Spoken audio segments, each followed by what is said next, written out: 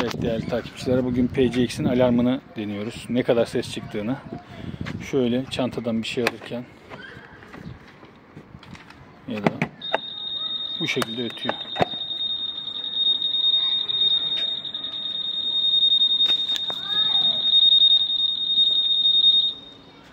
Belirli bir süre sonra duruyor. Ya da bu şekilde mesela direksiyonu yaptığında.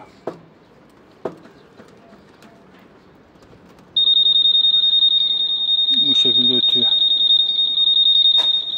Dörtlerini yakıp.